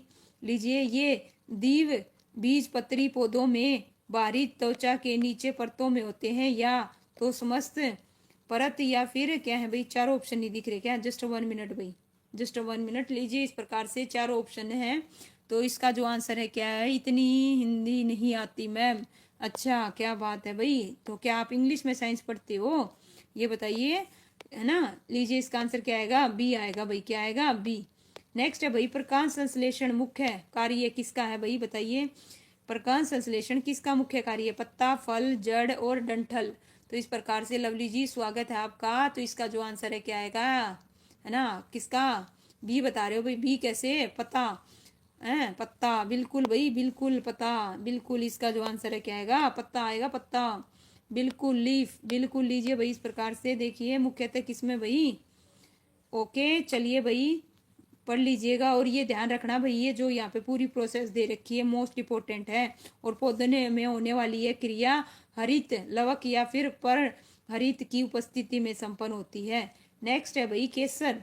देखिए, मसाला बनाते वक्त पौधे का नीम में से कौन सा हिस्सा प्रयोग में लेते हैं, बताइए। यहाँ पे बात हो रही है केसर मसाला बनाते टाइम, ठीक है। पत्ता, पंखुड़ी, बायदल या फिर वर्तिकांग। तो इस प्रकार से इसका जो आंसर है क्या आएगा भाई, है ना, क्या आएगा, क्या बता रहे हो, बी, बी, बी। अच्छा चलिए देखते हैं, सुनील डी, वेरी गुड भाई, बिल्कुल करेक्ट है सुनील जी, बिल्कुल डी आएगा। इसका आंसर क्या आएगा, डी आएगा, ठीक है। कैसे, आइए पढ़ेंगे। जो केसर है, क्या है भाई, केसर एक सुगंध देने वाला पौधा है। यह इरिडेसी कुल की कोसक सेटाइवस नामक वनस्पति है, जिसका मूल स्थान दक्षिणी यूरोप है। और केसर केसर बनाते समय वक्त वर्तिकांग भाग का प्रयोग किया जाता है। भारत के जम्मू कश्मीर में केसर का सबसे ज्यादा क्या होता है भाई, उत्पादन होता है। देखिए यहाँ पे दिए गए हैं, इन पर विचार करना है। देखिए, जल, CO2, सौर प्रकाश, क्लोरोप्लास्ट। उपरोक्त में से प्रकाश संश्लेषण के लिए भाई वांछित बताइए कौन कौन से हैं वांछित, है ना। ओल, वेरी गुड भाई, बिल्कुल करेक्ट है भाई रजत जी, नो डाउट है। इसका जो आंसर है क्या आएगा, ओल आएगा भाई, ये सारे के सारे भाई, ठीक है। लीजिए इस प्रकार से नेक्स्ट, पौधे। देखिए पौधे में किसमें भाई, पौधे में ग्लूकोज स्टार्च के रूप में संरक्षित ऊर्जा के रूप में संचित रहता है। मनुष्यों में ग्लूकोज संरक्षित ऊर्जा के किस रूप में संचित रहता है, ग्लाइकोजन, सुक्रोज, स्टार्च और सेलुलोज। तो इस प्रकार से इसका जो आंसर है भाई बताइए क्या आएगा, ठीक है।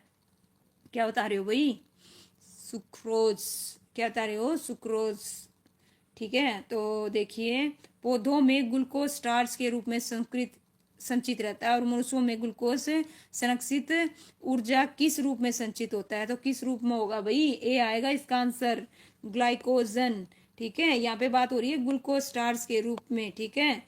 तो इसका जो आंसर है ऑप्शन ए आएगा, ग्लाइकोजन के रूप में ग्लूकोज मनुष्यों में संरक्षित ऊर्जा के रूप में संचित होता है।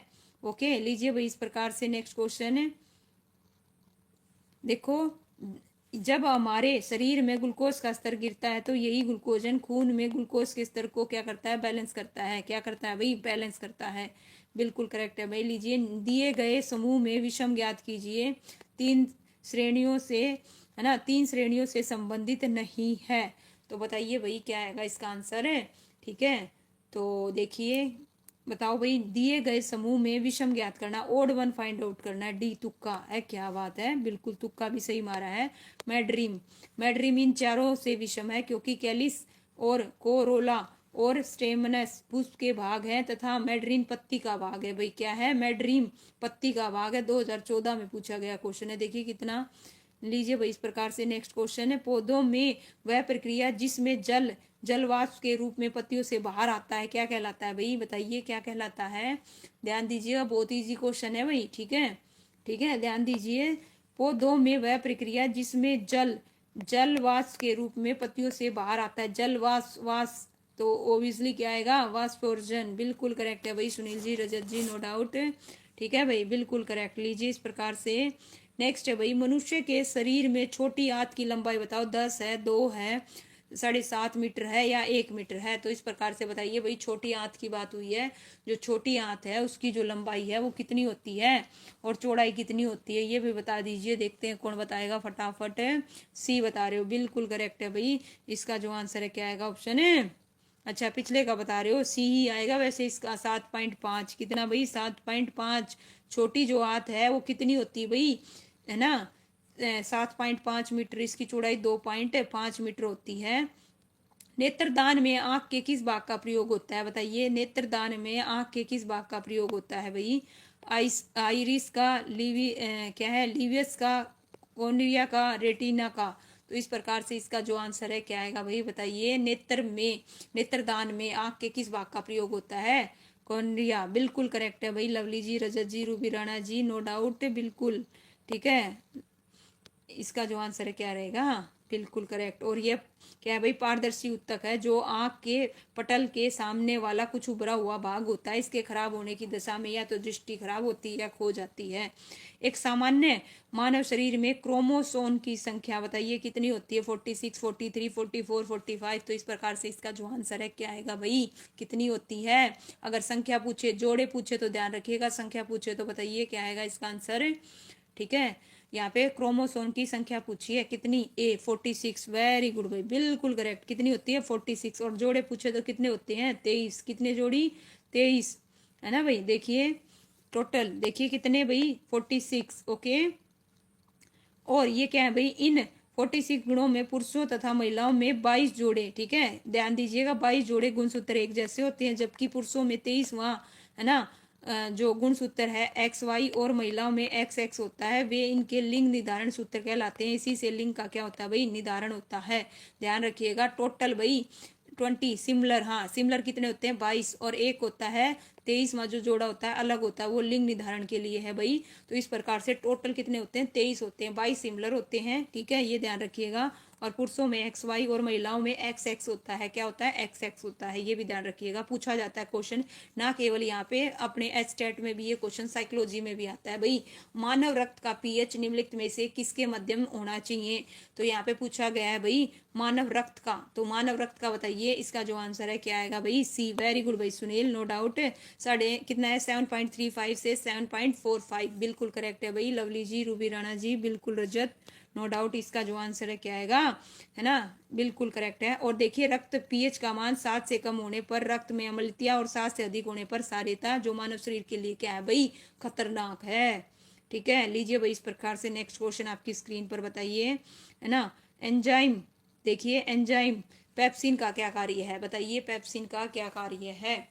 तो इस प्रकार से इसका जो आंसर है क्या आएगा भाई, ये वसा को अम्ल में बदल देता है, यह वसा को ग्लिसरीन में बदल देता है, यह प्रोटीन को पेप्टोज में बदल देता है, यह स्टार्च को शर्करा में बदल देता है। एंजाइम क्या करता है भाई, क्या आएगा, सी। वेरी गुड भाई, यह प्रोटीन को पेप्टोज में बदल देता है। बिल्कुल करेक्ट है, बिल्कुल, नो डाउट।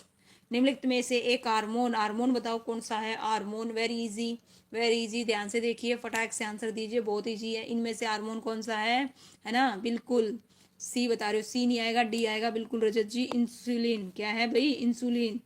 ऑप्शन क्या आएगा, डी आएगा। इंसुलिन एक हार्मोन है, इसका स्राव अग्नाशय के देखिए हैंगर हंस की दीपिकाओं के बीटा कोशिका द्वारा होता है। ध्यान रखना कौन सी, बीटा। ओके, ना ना ना, ठीक है, बिल्कुल ठीक है भाई, गलत कैसे है, नहीं बिल्कुल ठीक है। आइए देखिए, इंसुलिन एक हार्मोन है, इसका स्राव अग्नाशय के लेंगर हंस की दीपिकाएं बीटा कोशिका द्वारा होता है। ये रक्त की शर्करा को नियंत्रित करता है इंसुलिन के लिए। बिल्कुल करेक्ट है भाई, बिल्कुल करेक्ट। ओके, चलिए चेक कीजिएगा लवली जी। निम्नलिखित में से कौन सी ग्रंथि नहीं है, यकृत, किडनी, अमाशय, अग्नाशय? तो बताइए भाई। ओके, निम्नलिखित में से कौन सी ग्रंथि नहीं है, यकृत, किडनी, अमाशय और क्या है भाई, अग्नाशय? क्या बता रहे हो भाई, किडनी। अच्छा चलिए, तो इस प्रकार से देखिए इसका जो आंसर है क्या आएगा भाई, किडनी नहीं आएगा। कौन सी ग्रंथि नहीं है, नहीं है पूछा है, ग्रंथि नहीं है, ठीक है, ग्रंथि नहीं है। ओके, तो बताइए कौन सी ग्रंथि नहीं है भाई। ओके, देखो ध्यान से, यकृत है, किडनी है, अमाशय, अमाशय और अग्नाशय दो तरह के अलग अलग हैं। ध्यान दो, लीजिए देखिए ध्यान से, यकृत, किडनी, अमाशय और अग्नाशय दोनों में डिफरेंस है। सी, बिल्कुल वही सी आएगा, सी। अग्नाशय तो है, अमाशय नहीं है, ठीक है। इस प्रकार से इसका जो आंसर है, देखिए 3 प्रकार की ग्रंथियां पाई जाती है। एक तो बारी है ना, इनमें क्या भाई क्या होती है, नलिका युक्त ग्रंथियां हैं जिनमें एंजाइम का स्राव होता है, जैसे संवेद ग्रंथि, दूध ग्रंथि, लाल ग्रंथि, अर्शु और श्लेष ग्रंथि। और अंतरस्रावी ग्रंथियां कौन सी हैं भाई, ये नलिका विहीन ग्रंथियां हैं जिसमें हार्मोन का स्राव होता है, जैसे पीयूष, थायराइड, अधिवक्र और थाइमस ग्रंथि। और मिश्रित भाई कौन सी है, शरीर में कुछ मिश्रित जैसे हार्मोन का क्या होता है, स्राव होता है, जैसे अग्नाशय। यकृत मानव शरीर की सबसे बड़ी ग्रंथि भाई। ओके, ओके देखिए, मानव शरीर की सबसे बड़ी ग्रंथि भाई है, ठीक है। देखिए यकृत मानव शरीर की क्या है भाई, सबसे बड़ी। और किडनी, किडनी के भाग मेडुला के, है ना, मेडुला से एड्रीनल हार्मोन स्रावित होता है। अग्नाशय ये क्या है भाई, देखिए ध्यान से, क्यों है भाई इसका आंसर, देखिए अमाशय पाचन तंत्र का भाग है जिसमें भोजन अस्थायी रूप से जमा होता है। ओके, उम्मीद करती हूँ आपको अच्छे से समझ में आ गया होगा। बिल्कुल भाई, एक्सप्लेनेशन बिल्कुल अच्छा है, नो डाउट। लीजिए भाई बताइए, मानव लाल रक्त कणिका का औसत जीवन काल कितना है? यहाँ पे आरबीसी का पूछा, ध्यान दीजिएगा, आरबीसी, आरबीसी बोले तो लाल रक्त कणिका, उसका 3 से 4, 120 दिन, 12, ये तो सबको पता है। वेरी गुड, नो डाउट, बिल्कुल करेक्ट, 120 दिन सभी का करेक्ट है भाई। और पूरे रुधिर का भाई 40% भाग होती है। और कहाँ पे निर्माण कहाँ होता है, पूछा जाता है ये, अस्थि मज्जा में और भ्रूण अवस्था में यकृत में होता है। ध्यान दीजिएगा, जब भ्रूण अवस्था में होते हैं तब तो किस में होता है, यकृत में, और अस्थि मज्जा में। इसका जीवन काल 100 से 120 दिन होता है। मृत्यु यकृत के कहाँ होती है, ये भी पूछा जाता है, मृत्यु कहाँ होती है, पहिया, यकृत के प्लैया में होती है। और आरबीसी हीमोग्लोबिन पाया जाता है, क्या पाया जाता है, हीमोग्लोबिन पाया जाता है, जिसमें लोह युक्त रंजक होने के कारण इसका रंग क्या होता है भाई, लाल होता है, ठीक है। देखिए कितने सारे फैक्ट बता रखे हैं, एक क्वेश्चन में कम से कम 3-4 क्वेश्चन हो रहे हैं कवर। ओके, और ऐसे नहीं है कि सिर्फ, चलिए भाई आ गया ब्लड ग्रुप, क्या आ गया, ब्लड ग्रुप। तो बताओ ए बी, है ना, ब्लड ग्रुप वाला व्यक्ति इनमें से किस व्यक्ति को रक्तदान कर सकता है? तो भाई बताइए, है ना, किसको कर सकता है भाई, ए ग्रुप को, बी ग्रुप को, ए बी ग्रुप को, ओ ग्रुप को? तो इस प्रकार से इसका जो आंसर है क्या आएगा भाई, बिल्कुल भाई एचपी। चलिए बताइए, जो ए बी ब्लड वाला व्यक्ति है किस व्यक्ति को रक्तदान कर सकता है? तो ए बी वाला भाई, ए बी वाले को करेगा, किसको करेगा, ए बी वाले को। तो इस प्रकार से देखिए इसका जो आंसर है क्या आएगा, ऑप्शन है सी आएगा, क्या आएगा, ऑप्शन है सी। आइए पढ़ते हैं रक्त के बारे में, सारे रक्त हैं भाई यहाँ पे, कौन सा है, ए बी वाला ए बी को रक्तदान, ए वाला ए को और ए बी को, बी वाला भाई बी को और ए बी को, ओ वाला भाई सारों को कर सकता है ना, ए को भी, बी को भी, ए बी को और ओ को। ए बी ब्लड ग्रुप वाला व्यक्ति स्वग्राही होता है, क्या है भाई, स्वग्राही होता है, और वह सभी ग्रुप से रक्त ले सकता है। जबकि ओ ब्लड ग्रुप वाला व्यक्ति स्रवदाता होता है, वह सभी को रक्त दे सकता है। ओके, क्या है भाई, क्या बता रहे हो भाई, लीजिए इस प्रकार से। नेक्स्ट है भाई, एंटीजन क्या होता है, एंटीजन का क्या कार्य होता है, बताइए एंटीजन का क्या कार्य होता है भाई। नुकसानदायक बैक्टीरिया को खत्म करना, जहर के रूप में कार्य करता है, शरीर के तापमान को कम करता है, एंटीबॉडी के निर्माण को प्रोत्साहित करता है। तो इस प्रकार से इसका जो आंसर है भाई बताइए क्या आएगा, ठीक है। एंटीजन नाम से ये एंटीजन क्या करेगा भाई, एंटीबॉडी के निर्माण को क्या करेगा, प्रोत्साहित। ए नहीं आएगा, ठीक है। इसका जो काम है एंटीबॉडी के निर्माण को प्रोत्साहित करना। ऑप्शन डी आएगा, डी डी बिल्कुल करेक्ट है भाई, डी। देखिए कैसे, आइए पढ़ेंगे, बहुत बढ़िया इंफॉर्मेशन है।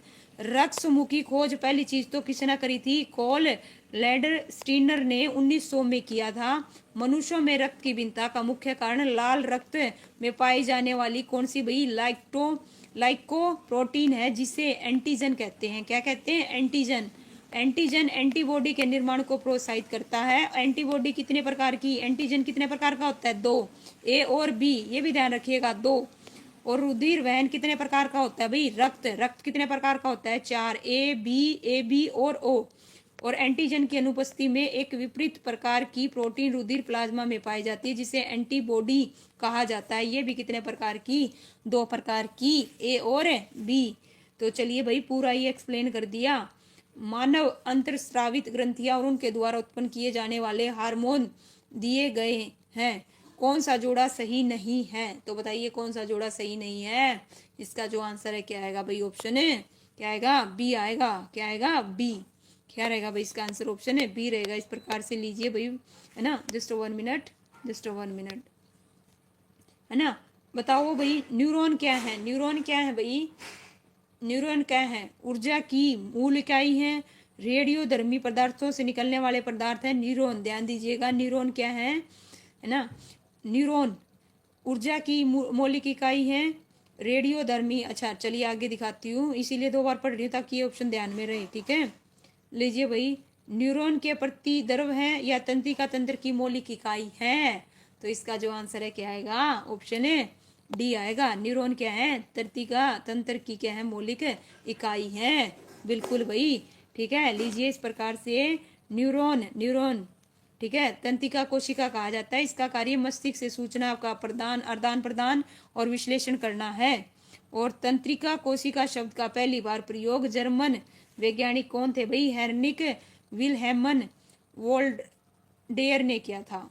आयोडीन, लीजिए भाई, आयोडीन से कीटाणु रहित पानी की सिफारिश डैश हेतु नहीं की जाती, तो भाई बताइए आयोडीन से कीटाणु रहित पानी की सिफारिश डैश के द्वारा नहीं की जाती। गर्भवती महिला, है ना, और बच्चे की समस्या से ग्रस्त लोग, या बच्चा की समस्या से ग्रस्त लोग। और ऑप्शन 10 सी है भाई, 10 वर्ष से कम आयु के बच्चे। ऑप्शन डी वृद्ध।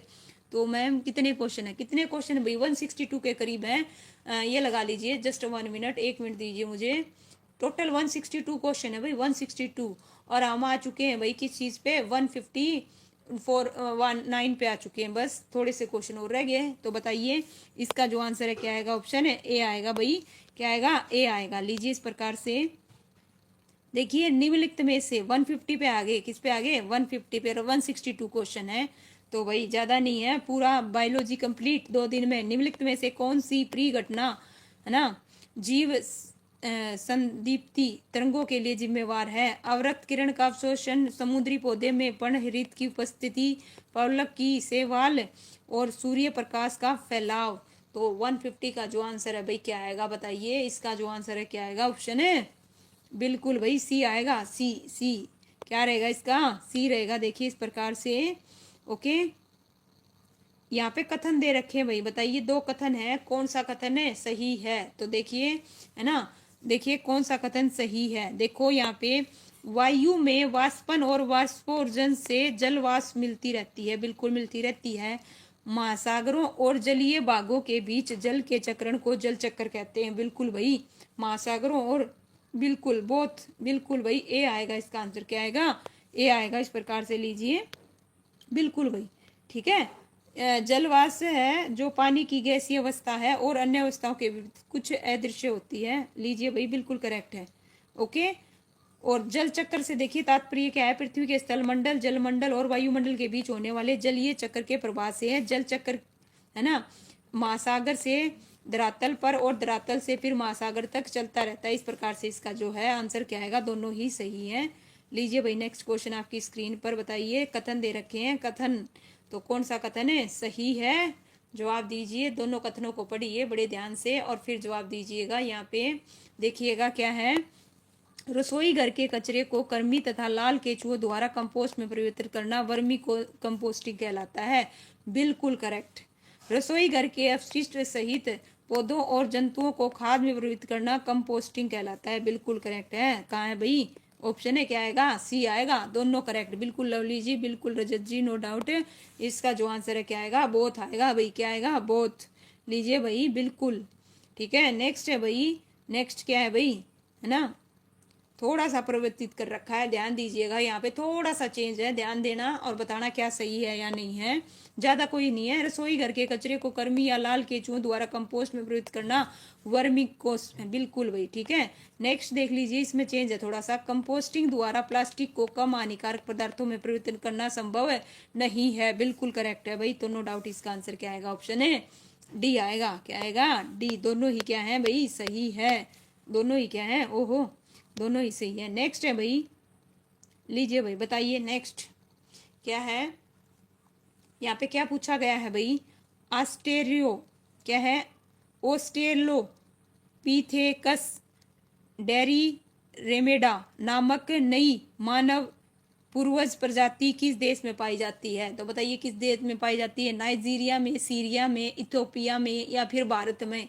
ये है 2015 में पूछा गया क्वेश्चन है। तो लीजिए भाई, इसका जो आंसर है क्या आएगा? ऑप्शन है सी आएगा। क्या आएगा? सी। सी क्या आएगा? सी।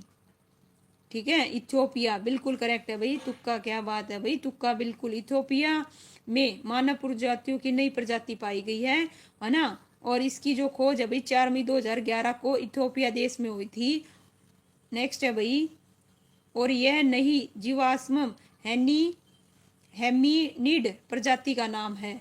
नेक्स्ट है भाई, प्राकृतिक चयन के सिद्धांत का प्रतिपादन बताओ भाई किसने कराया था? ये ना केवल अपने इधर एच टेट में भी पूछा जाता है, सी टेट में भी पूछा जाता है। प्राकृतिक चयन के सिद्धांत, साइकोलॉजी का क्वेश्चन भी लगा लीजिए, ना केवल साइंस का, यहाँ साइकोलॉजी की भी बात हो रही है। ठीक है, प्राकृतिक चयन के सिद्धांत का प्रतिपादन किसने कराया था? मेंडल ने, लेमार्क ने, डार्विन ने या डी विर्ज ने? तो इस प्रकार से इसका जो आंसर है क्या आएगा भाई? किसने कराया था? डार्विन। बिल्कुल भाई, किसका ने किया था? डार्विन ने किया था प्राकृतिक चयन का सिद्धांत। ठीक है, लीजिए, ग्रेगर जॉन मेडल अनुवांशिकी का जनक है। और इसके अलावा जो ले मार्क है भाई उपार्जित लक्षणों का नियम, और डार्विन ने भाई प्राकृतिक चयन का सिद्धांत। और इस प्रकार से उत्परिवर्तन का सिद्धांत किसने भाई? किसने? ब्रिज द्वारा भाई। किसके द्वारा? डी ब्रिज द्वारा। तो इस प्रकार से लीजिए, नेक्स्ट क्वेश्चन आपकी स्क्रीन पर। ओके, कथन दे रखे हैं भाई, कथन बताइए कौन सा सही है कौन सा नहीं है। कथन दे रखे हैं और उसका कारण भी दे रखा है। तो कथन देखिए यहाँ पे, कथन। ओके, तो देखिए सुक्रोज क्या है? देखिए सुक्रोज मीठा, स्वाद में मीठा होता है। कारण, सुक्रोज इन वेरेटेज किण्वन जो जीवित तंत्र में मौजूद होते हैं के द्वारा ग्लूकोज फ्रुक्टोज में परिवर्तित हो जाते हैं।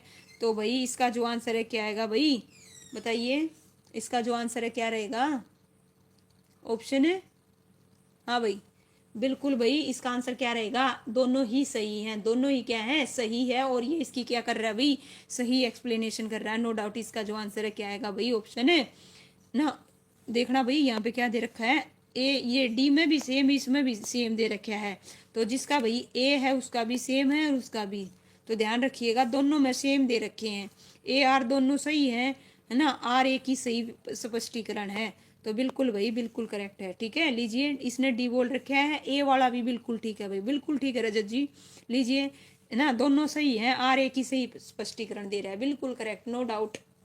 लीजिए भाई, 162 पे क्वेश्चन है, हम आगे 157 पे, है ना। बताओ, यामा नाका और गुर्डन नामक निम्नलिखित में से किससे संबंधित है भाई? बताइए किस चीज से संबंधित है भाई?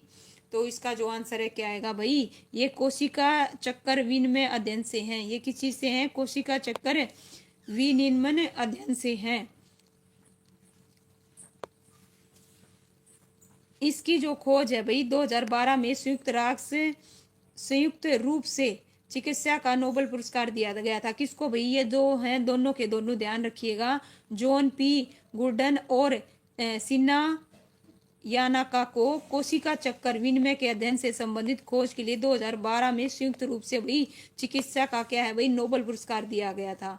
नेक्स्ट है भाई यहाँ पे कच्चे पदार्थ हैं, उनसे हमें क्या करना है, यहाँ पे निम्नलिखित में से विभिन्न क्षेत्रों की संस्करण क्रियाएं हैं, उन्हें उनके कच्चे पदार्थों से क्या करना है भाई, मिलाइएगा। तो चलिए भाई मिलाते हैं। सबसे पहले क्या आएगा देखिएगा, है ना, ध्यान दीजिएगा। लीजिए 1 मिनट, पहले पूरा क्वेश्चन दिखाती हूँ भाई, जस्ट 1 मिनट।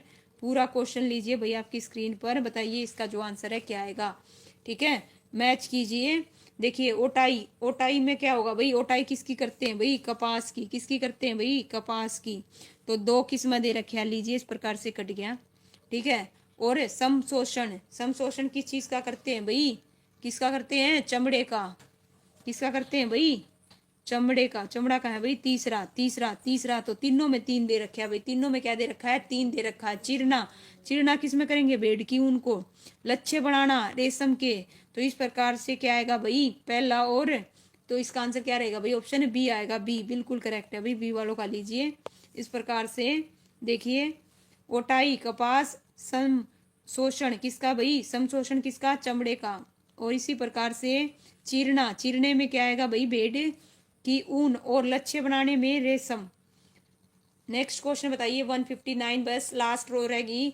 जैव विविधता में शामिल नहीं है, तो बताइए क्या शामिल नहीं है भाई, है ना। Genetic engineering, test tube baby और क्लोनिंग, उपरोक्त सभी। तो इसका जो आंसर है क्या आएगा, ऑल। वेरी गुड भाई लवली जी, नो डाउट इसका आंसर क्या आएगा, उपरोक्त सभी आएगा, है ना। जैव प्रौद्योगिकी में शामिल नहीं है, ओके, क्या नहीं है भाई। 1 मिनट भाई, 1 मिनट दीजिएगा, ध्यान दीजिए यहाँ पे। ठीक है, नहीं है, क्या है, नहीं है, ओके। ये डाउट में डाल रहे हैं भाई, लीजिए देखिएगा। जे प्रौद्योगिकी में शामिल नहीं है, जेनेटिक इंजीनियरिंग। चलिए 1 मिनट पढ़ते हैं इसके एक्सप्लेनेशन को, क्या है। देखिए डी तो बता रखे है, लेकिन जे प्रौद्योगिकी वह विषय है जो, है ना, अभितांत्रिक और तकनीकों द्वारा जीवों के जीव तंत्र से संबंधित अध्ययन और समस्या के समाधान के लिए उपयोग होता है। आजकल जैव प्रौद्योगिकी के विस्तार में cloning, test tube baby, genetic engineering विधा को शामिल किया गया है भाई। इसमें शामिल नहीं है पूछा था, तो इस प्रकार से ध्यान दीजिएगा, बिल्कुल क्वेश्चन गलत है। या नहीं आना चाहिए था, क्या आना चाहिए था, नहीं आना चाहिए था। मैं भी ये करूं भाई, सारे शामिल हैं फिर भी। चलिए ठीक है, तो नो डाउट भाई, बिल्कुल यहाँ पे क्या आएगा, या तो यहाँ पे नहीं आना चाहिए। देखो नहीं है तो यहाँ पे उपरोक्त, है ना, में से कोई नहीं आना चाहिए था, या तो यहाँ पे उपरोक्त में से कोई नहीं आना चाहिए था, या फिर यहाँ पे नहीं आना चाहिए था। तो इस प्रकार से दोनों में से कोई एक चीज नहीं होनी चाहिए थी, जो कि नहीं हुई। तो हम इसको क्या करेंगे भाई, चलिए स्किप करके नेक्स्ट पे चलते हैं। लेकिन आपको पता चल गया एक्चुअल में होता क्या है। चलिए, सामान्य व्यक्ति का औसतन बौद्धिक स्तर IQ कितना होता है, बताओ। सामान्य का पूछा है, सामान्य का, साइकोलॉजी में भी आता है ये क्वेश्चन। तो सामान्य का बताओ कितना होता है, 100 से 120, 90 से 110, 70 से 130, 50 से 100। तो इसका जो आंसर है क्या आएगा, इस प्रकार का क्वेश्चन पूछा जाता है एच टेट में, सी टेट में, भरमार है भाई, रीट में, नो डाउट।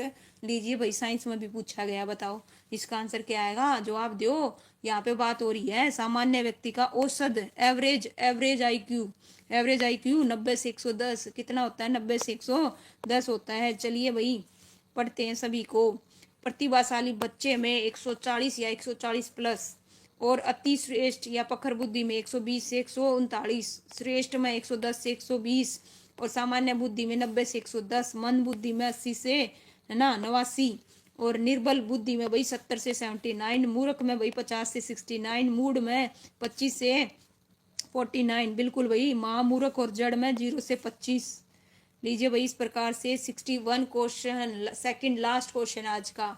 कीट के शरीर के मुख्य भाग, है ना, कितने होते हैं, 6, 4, 5, 3। तो इस प्रकार से इसका जो आंसर है बताइए क्या आएगा, कितने होते हैं, 3। कितने होते हैं, 3, ओके, 3। कौन से हैं, अच्छा हाँ ठीक है भाई, कीट के शरीर के हम कौन से हैं। देखिए भाई, आप अपने देखिए ऊपर है, आप 140 प्लस क्या हो, ये लगा लीजिए, मल्टी टैलेंटेड बच्चे हो भाई, प्रतिभाशाली बच्चे हो, ठीक है। इस प्रकार से इसका जो आंसर आएगा देखिए क्या आएगा, ऑप्शन है डी आएगा, 3। क्या होते हैं भाई, 3 होते हैं। कीटों का जो अध्ययन है जंतु विज्ञान की शाखा कीट विज्ञान के अंतर्गत किया जाता है, ओके। और 6 पैरों वाले जीवों को कीटों की श्रेणी में रखा जाता है, मच्छर, मधुमक्खी, और ठीक है, इस प्रकार से, ओके। यहाँ पे देखो 1 मिनट के लिए 3 कैसे आया, ध्यान से देखना, कहीं ये कहो 6 थे, यहाँ 6 पैर हैं, आपने ये बता दिया। देखिए ध्यान दीजिए, यहाँ पे क्या पूछा था क्वेश्चन में, कीट के शरीर के मुख्य भाग, शरीर खंड, शरीर खंड, ठीक है, शरीर खंड। तो शरीर खंड देखिए, देखिए यहाँ पे इनका जो शरीर मुख्य रूप से 3 खंडों में, सिर, वक्ष और उदर में विभाजित रहता है। ओके, कहीं ये कहो, यहाँ पे 6 दे रखे हैं, आप 3 बता रहे हो। तत्काल ऊर्जा के लिए खिलाड़ी निम्नलिखित में से क्या लेते हैं? मैंने बताया था क्या लेते हैं, बताओ। सुक्रोज, विटामिन सी, है ना, साधारण नमक या दूध। तो क्या लेंगे भाई खिलाड़ी तत्काल ऊर्जा के लिए? क्या लेंगे? कार्बोहाइड्रेट। तो कार्बोहाइड्रेट होती किसमें है ना, ग्लूकोज। ग्लूकोज का रूप किसमें दे रखा है, बताइए किसमें दे रखा है? बिल्कुल इस प्रकार से इसका जो आंसर है क्या आएगा? ऑप्शन है ए आएगा भाई। वेरी गुड, क्या बात है, वेरी गुड भाई रजत। ओके, लीजिए भाई, बिल्कुल लवली जी। तत्काल ऊर्जा के लिए खिलाड़ी सुक्रोज लेते हैं। सुक्रोज में ग्लूकोज फ्रक्टोज दोनों शर्कराएं होती हैं। ग्लूकोज हमारे शरीर को तत्काल ऊर्जा देता है क्योंकि इससे पाचन क्रिया से नहीं गुजरना पड़ता और यह रक्त में घुल जाता है। तो भाई रूबी राणा जी, चलिए भाई रूबी राणा जी, रजत जी, लवली जी और सुनील जी, ठीक है भाई, सभी बच्चों का thank you so much live session में आने के लिए। और इस प्रकार से भाई देखिए हमने बायोलॉजी को भी क्या कर दिया, कंप्लीट कर दिया। इसके अलावा भाई मुझे कल एक बड़ी, है ना, अच्छी बुक मिली है, किसकी, केवीएस और एनवीएस की लिए भी लगा लीजिए या फिर अपने ग्रुप डी के लिए भी लगा लीजिए। एक तरह से बहुत अच्छी बुक मिली है कंप्यूटर की, तो उसको करवाऊंगी मैं। बहुत अच्छी है, टॉपिक वाइज है। कैसे है? Topic wise. अब जो हमने की थी वो कैसी थी, मतलब कैसी थी, मिक्सअप थे, उसमें टॉपिक वाइज बता रखे हैं भाई। ठीक है, चलिए मिलते हैं फिर कल। सभी को good night, thank you so much सभी का। वीडियो को लाइक करना, शेयर करना। ओके, बिल्कुल भाई, बिल्कुल, thank you so much Ruby Rana ji. चलिए।